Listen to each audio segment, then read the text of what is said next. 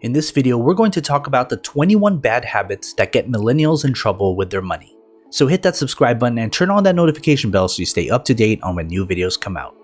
It can be really tough to get a good handle on your finances, especially when you're first starting out in your career or just don't have a lot of cash to spare. Throw in student loan debt, a worldwide pandemic, and growing economic uncertainty, and it can seem especially daunting to get your financial situation on the right track. Luckily, there are a few bad money habits that you can break that will make getting your finances in order easier. While there are many aspects of your financial situation that you can't control, getting rid of bad money habits and forming new, responsible habits when it comes to spending and borrowing can set you up for financial success. Number 1. Spending more than you earn. How much you spend versus how much you earn is one of the key factors that you can make or break your financial health. You should always aim to spend less than you make each month, with the goal of saving 20% of your income each month. While this sounds simple enough, life can get in the way sometimes, whether you have a couple of unexpected expenses that tank your budget, you lose a source of income, or you just don't quite make enough to meet your basic needs each month. Even if you find yourself unable to spend less than you make right now, earning more money than you spend should always be your ultimate goal when it comes to setting your finances in order. Number 2. Living above your means. Living above your means can put a serious dent in your finances if you aren't careful. While you probably don't need to be frugal to the extreme, you should steer clear of expensive and unnecessary purchases like new cars, luxury apartments, and fancy vacations if you're still trying to get your financial footing. This doesn't mean you can't treat yourself every once in a while, but it does mean you should make it work within your budget. Number 3. Not sticking to a budget. How do you know how much you can spend each month while still living within your means? The easiest way to do so is to make and stick to a budget. You should include necessities like housing, utilities, groceries, and insurance, and may want to add categories for saving and discretionary fund spending each month if your budget allows it. Number 4. Not tracking spending. After you set a budget, the next step is to track your spending each month to make sure you're sticking to it. Tracking spending can help you to make sure you're not going to over budget in any one area. It also helps you to keep track of your finances and get a clear-eye view of what you spend your hard-earned money on. Number 5. Not educating yourself about personal finance. The world of personal finance can be full of jargons and terms that are confusing for beginners. Many never studied business or accounting and found many financial terms frustratingly opaque when they first started to learn more about personal finance. Unfortunately, poor financial literacy can have negative consequences when it comes to your financial well-being. Knowing enough about your personal finance to make responsible and educated decisions when it comes to money is really important. Luckily, there are plenty of free resources online to get you started. Number 6. Not building up an emergency fund.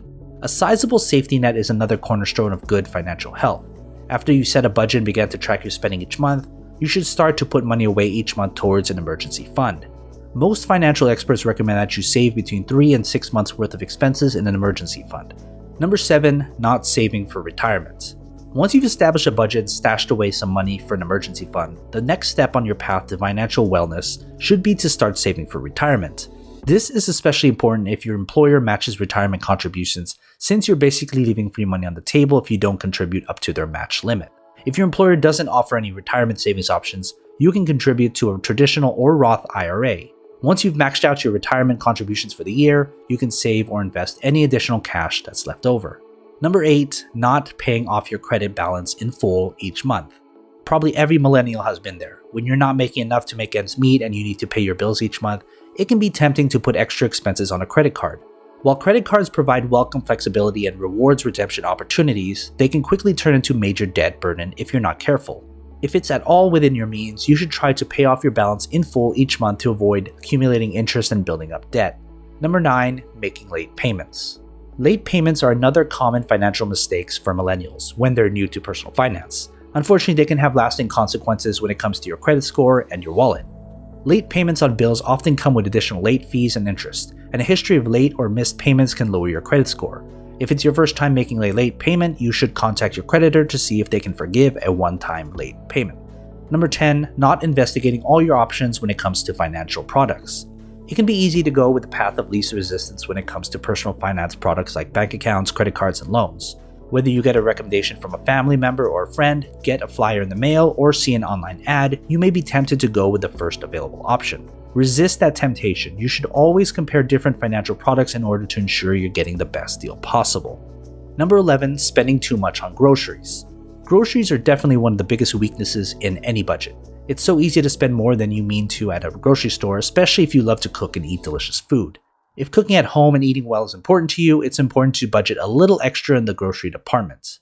Number 12, buying everything new. If you're trying to save money and get your finances under control, buying everything new can siphon off hundreds of dollars in savings each year.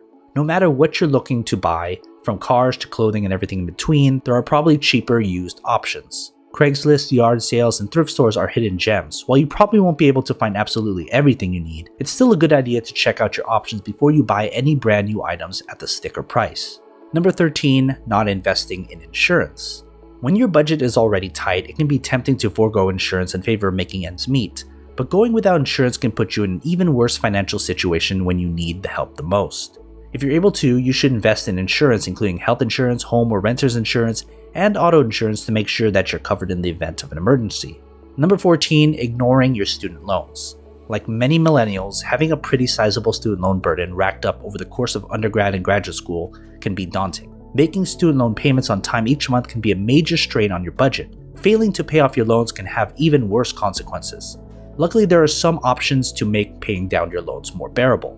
When it comes to federal student loans, you may be eligible for an income-based repayment plan that could drastically reduce your monthly payment. And for private student loans, you may qualify to refinance your loans at a lower rate and save on interest. Number 15, spending more than you have to on phone plans. Phone plans are another common monthly expense that can add up fast if you're not careful. When purchasing a phone plan, you should think about what services and data you really need before automatically selecting an expensive plan. It can be helpful to look back at old billing statements and see how much data you really used each month. You may also want to consider getting on a family plan with family members, friends, or roommates to save money each month. Number 16, not shopping around for auto insurance. If you haven't changed your auto insurance policy in a while, there's a good chance that you may be saving money each month if you make a switch. That might sound like an auto insurance sales pitch, but it's true. Your rates are likely to be lower after you switch if it's been a long time since you've been in an accident, or just because you've gotten older and as viewed as a less risky driver by insurance companies. Some car insurance companies like Mile charge you based on how many miles you drive each month, which can be a boon if you're mostly working from home. If you're happy with your car insurance provider and don't want to make a switch, ask them if they can reevaluate your monthly rate or match quotes from the competition. Number 17, a lot of subscriptions. Subscription services have proliferated in recent years, from popular software like Adobe Creative Cloud to monthly subscriptions for everything from TV channels to cute underwear. While it's easy to sign up for subscriptions and forget about it, especially if it only costs a few dollars a month, they can really add up over time. One way to cut down on subscriptions is to survey your bank statement at the end of each month and evaluate which subscription charges are truly worth it. Number 18, lifestyle inflation. Whether you just got a pay raise or started a lucrative side hustle, it can feel incredibly freeing to have a little extra cash left over at the end of each month. While it's tempting to treat yourself and celebrate your new success, you shouldn't let lifestyle inflation eat into your budget. By living within your means and stocking away any additional money you earn into savings and investments, you can set yourself up for a bright financial future. Number 19, not having a career plan. While reducing your expenses, savings, and investing are all good strategies towards sound financial health, one of the most effective ways to jumpstart your finances is to earn more money. This isn't always as difficult as it sounds. By planning out your career, you can work towards earning more in the future. If you think you're not being compensated enough at your current job, you might want to consider asking for a raise or applying to better compensated positions at other companies. Number 20, not setting financial goals. Earning, budgeting, and saving money is a lot easier to do if you have concrete goals in mind. Whether your goal is to be debt-free, save up for a major expense like a new car or a wedding ring, buy a house, or even retire early, setting financial goals can motivate you to break bad money habits and create new, healthy habits that can help you achieve your dreams. And number 21, not setting personal goals. Financial goals are usually pretty tightly interwoven with personal goals. Maybe your personal goal is to work part-time and spend more time with the family, or maybe your dream of saving money and traveling the world. Maybe you're happy making less money at a job that you believe in and that makes the world a better place. Or maybe you prefer a low-stress job with decent pay that allows you to devote time to creative projects. It's a good idea to get a sense of your personal goals so that you can use them to inform and line up your professional and financial goals together. So what are your thoughts? Do you have your financial house in order? Leave a comment down below and let's get a discussion started. And as always, take care of your money. I recently finished Make Money Your Honey by Abella, and I included in this video as a way for you to expand your financial education outside of this channel. I'll leave a link to the book down below, and if you prefer listening to it on an audiobook for free, I'll also leave a link to a 30-day free trial to Audible. You can choose this book or any book to listen to, and even if you cancel before your free trial is over, you can still keep the book and listen to it whenever you want. Oh, and one last thing before you go. I created a course called Smart Money Parenting as a way to teach parents how to educate their kids about money. An early financial education is the foundation for wealth building, so give your kids a future they deserve. Use code MONEY20 at checkout to receive 20% off my master course. I'll leave a link to the course down below.